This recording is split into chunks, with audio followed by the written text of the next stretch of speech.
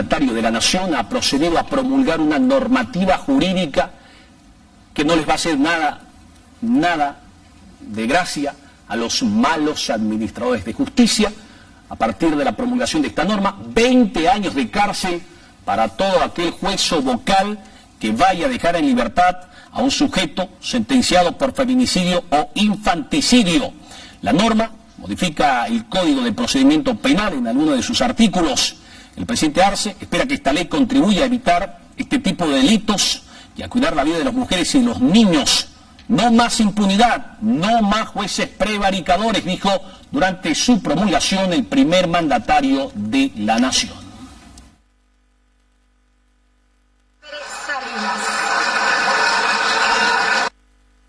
Como parte de esa lucha que debe ser implacable, hoy promulgamos una ley específica sobre este tipo de verdaderos crímenes que se cometen contra la humanidad.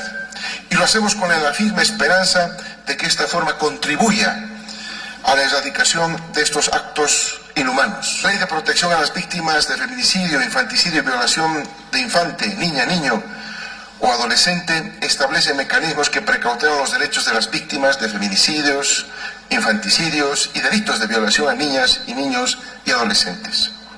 Pone freno y sanciona severamente a los actos de prevaricato y a la conformación de consorcios que pudieran beneficiar a feminicidas e infanticidas principalmente. Los datos más importantes los dio a conocer ya nuestro ministro de Justicia en cuanto a los avances que se tiene en esta ley. Hermanas y hermanos, hoy es necesario que nuestra sociedad se una en torno a estas acciones decididas que estamos tomando como gobierno. Hoy es vital que la justicia en estos casos administre justicia, que los jueces no tengan opciones para favorecer a delincuentes, que este crimen sea castigado sin ninguna excusa. Ya sabe usted, los jueces prevaricadores, 20 años presos a la cárcel. Tendrán que cuidarse o tendrán que actuar de acuerdo a derecho. Los malos administradores de justicia. Se incrementan además las penas en el caso de consorcio de jueces, fiscales y abogados de 5 a 10 años de prisión, pero además en los casos de feminicidio e infanticidio no existirá la detención domiciliaria. A partir de esta ley, el juez que decida actuar en contra de la ley, de la Constitución, va a merecer una pena de hasta 20 años de cárcel. Estas son decisiones políticas que se está asumiendo. El delito de consorcio también sube la pena de 5 a 10 años de privación de libertad. El consorcio es cuando los fiscales, los jueces, los policías y la administración de justicia actúa en contra de las víctimas. Esto no puede continuar. No va a favorecerles el tiempo ni ninguna determinación de ningún juez, porque la ley está determinando que no va a haber detención domiciliaria. En los casos en los cuales se trate de feminicidio, de infanticidio, de violación de niños, no van a tener la posibilidad de salir de la cárcel quienes sean sujetos a medidas cautelares de detención preventiva. La cesación de las medidas cautelares no va a poder ser revisada en función de la demora que pueda haber en la justicia. Se ha visto que la chicana, la demora innecesaria de los procesos hace que muchas personas terminen de dejar los centros de privación de libertad.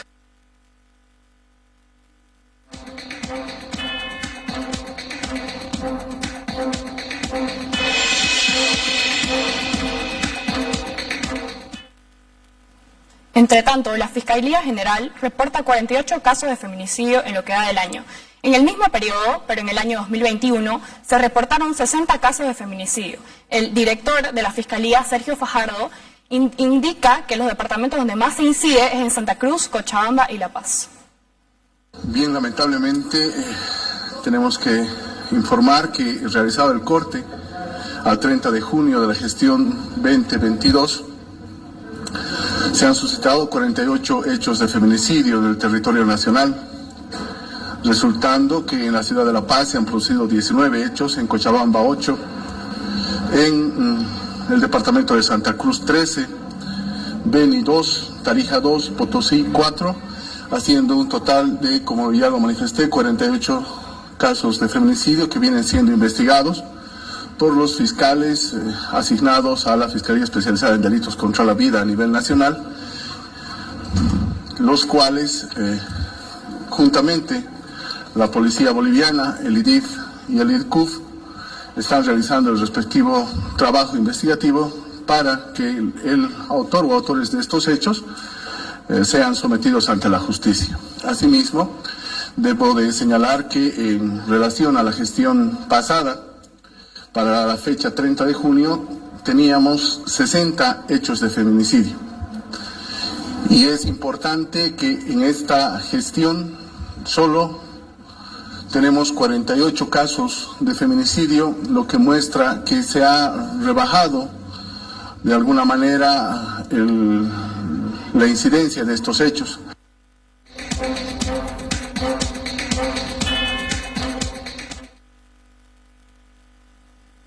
La presidenta de AMAOL cuestiona que los jueces y magistrados se declararon en estado de emergencia y cuestionaron el incremento de penas por prevaricato.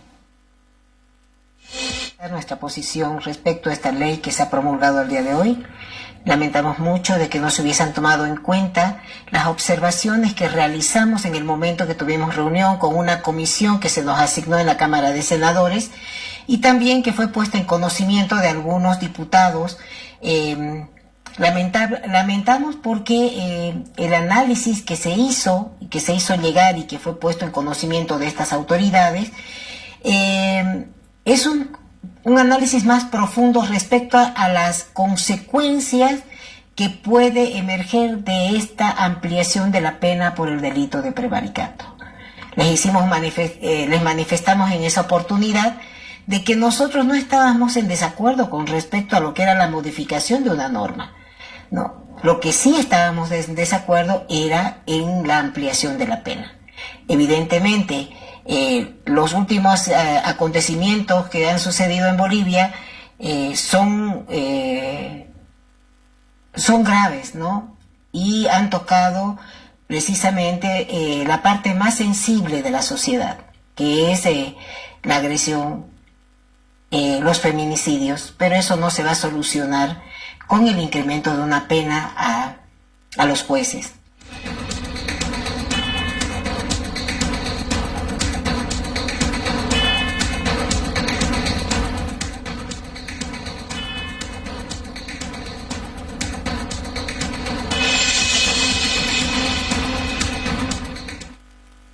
Ya que hablamos de feminicidio, un caso que podría provocar que malos jueces y vocales terminen un buen tiempo de su vida en las cárceles del país, vamos a ir hasta Montero, porque la jornada de este lunes se ha llevado adelante una audiencia de medidas cautelares. Un padrastro que mató a una joven de tan solo 15 años, la mató y luego la colgó como para decir que esta jovencita decidió ahorcarse. La declaración de una menor de edad, una testigo, ha logrado establecer que fue el padrastro quien asesinó a esta jovencita de tan solo 15 años. La madre de la joven, en el grado de complicidad, también ha sido enviada a la cárcel de Palmasola por los próximos 180 días. Hoy se realizó la audiencia cautelar en el municipio de Guarne, toda vez que ha sido la juez de juzgado de instrucción penal tercera quien llevó la audiencia cautelar. En primera instancia se instaló la audiencia y en base a todo el cuaderno investigativo que ha realizado conjuntamente el Ministerio Público con la FELCB y la Unidad de Víctimas Especiales de parte de la Dirección de Género. Esta niña es testigo clave de los hechos, toda vez que ella habría sido testigo presenciando la situación donde el padrastro procedió a colgar a la adolescente. Es una niña de edad pequeña, pero su discurso es relativo y claro, conciso, donde ella especifica de que el papá habría lastimado a la adolescente y después procedió a colgarla. Son unas notas que en la etapa investigativa vamos a poder denotar si efectivamente las realizó al momento antes de que sucedan los hechos o las habría hecho en otra ocasión, ¿no? Pero por el momento se encuentra en etapa de investigación. En una de ellas hace mención de que su mamá no la dejaría realizar su vida y no la apoyaría, ¿no? Bueno, la autopsia en un inicio Antes de ingresar se determinaba que era suicidio. Posterior a esto se ha determinado de que la adolescente sería asfixiada y luego también da dentro del mismo informe que fue agredida sexualmente. Eso está también en modo investigativo, ya que nos encontramos en una etapa preparatoria, toda vez que la jueza ha dado detención preventiva por 180 días al padrastro por autor de los hechos y a la mamá por complicidad.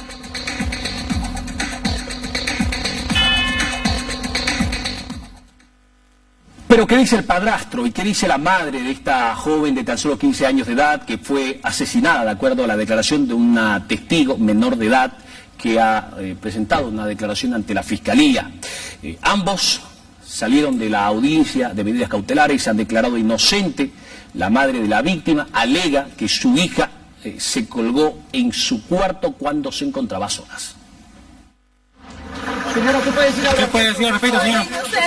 ¿Qué fue? ¿Qué fue? Inocente, ¿por qué me está haciendo la gente? La gente, ¿por qué me hace esto? Señora, usted mató a su señora, señor. Usted la mató a la chica, señora. La niña, nadie, ella estaba con ella. ¿Usted sabía lo que la niña había pasado, señora? Ella estaba con ¿Quién dice ahora, señora? ¿Qué va a decir? ¿Es inocente? Yo soy inocente, nada de cumple. Es inocente, señora. ¿Qué puede decir usted? ¿Usted qué puede decir? ¿Quién mató a la niña? ¿Quién Ella tenía una trauma de que habían secuestrado a ella. ¿Sabe qué clase de mamá soy yo? ¿Qué clase de mamá soy yo?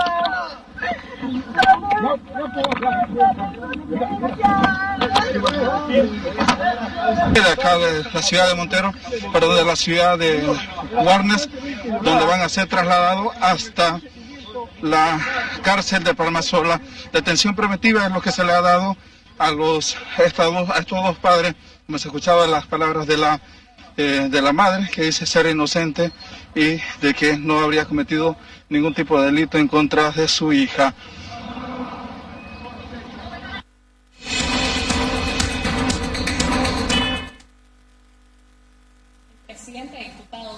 Mani afirma que varios profesionales alistan sus documentos para presentarse a la Contraloría, pero espera también que no lo dejen para último momento, porque el cierre para recibir documentos es hasta el 8 de julio.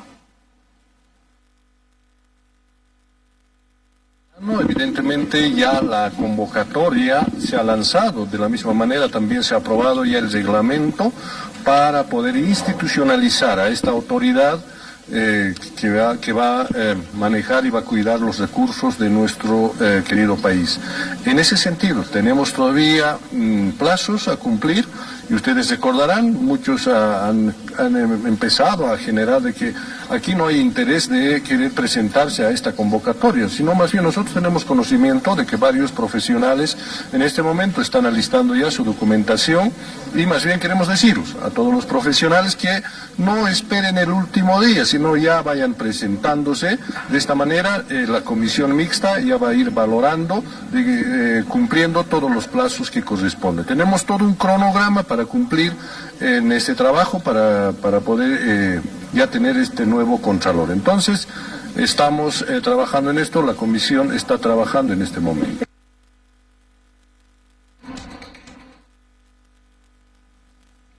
El diputado de Comunidad Ciudadana, José Ormachea, dice que hay una contradicción en la Constitución, porque hay un artículo que dice quien designa al Contralor es la Asamblea, como también hay otro artículo que dice quien lo designa es el presidente del Estado.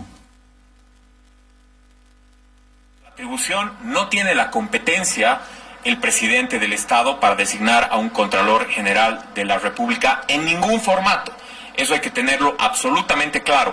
Existe una contradicción dentro de la Constitución Política del Estado, nosotros creemos ha sido adrede, donde no está especificado con claridad quién debería designar finalmente al Contralor General del Estado. Existe un artículo de la Constitución que establece que es la Asamblea Legislativa Plurinacional la que debe designar al Contralor, pero existe otro articulado donde especifica que el que lo designa finalmente es el presidente del Estado. Cuando existen contradicciones en los textos normativos adentro de la Constitución Política del Estado, lo único que puede resolver eso es o la ley o el Tribunal Constitucional. Es decir, si está establecido en una norma, como está en la norma 381 artículo 3 en particular, del 20 de mayo de 2015 para ser específicos, es donde se arregla esta contradicción por norma, o se puede llevar a la interpretación a través del Tribunal Constitucional.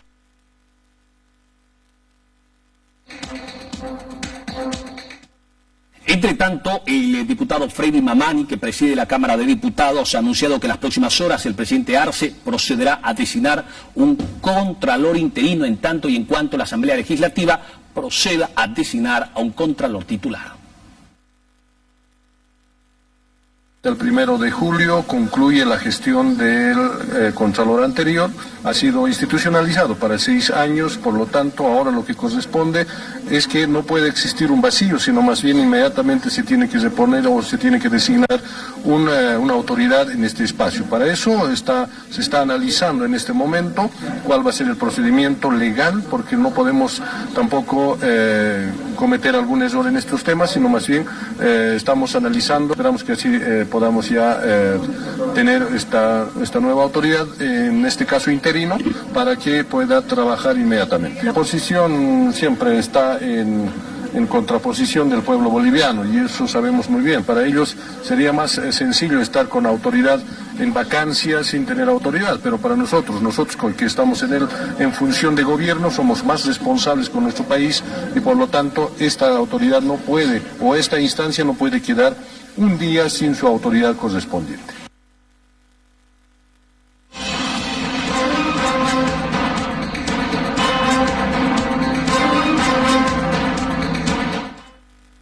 Entre tanto, el diputado José Carlos Gutiérrez, presidente de la Brigada Parlamentaria Cruceña, le ha pedido al vicepresidente del Estado, presidente de la Asamblea Legislativa Plurinacional, hacer respetar la Asamblea Legislativa, dijo, del aprendiz de dictadorcillo, así lo llamó al presidente del Estado.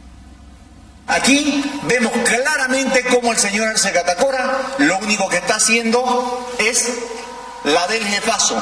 Poner a dedo, pasarse por encima, métanle nomás, y obviamente el señor Arce es el mejor ejemplo de lo que se está pasando en este país. Tiene el hálito de pupilo de don Evo Morales con esta actitud. Sencillamente, el señor Arce se está pasando por encima de la Asamblea Legislativa y lo llamamos a la reflexión.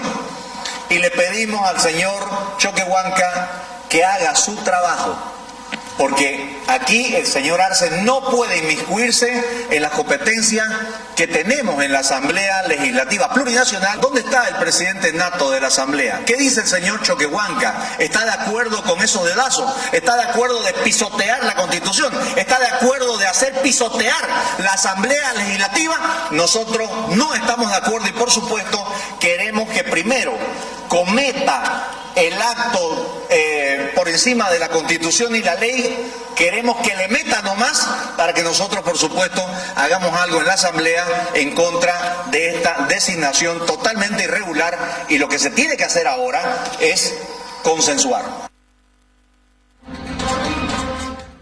Vamos a hacer una pausa, y cuando regresemos, Waldo Albarracín ha logrado sobreseimiento dentro de un proceso que se le inició por presunto abandono de mujer embarazada. Por segunda vez consecutiva, la prueba de ADN que buscaba reflejar y establecer si Waldo Albarracín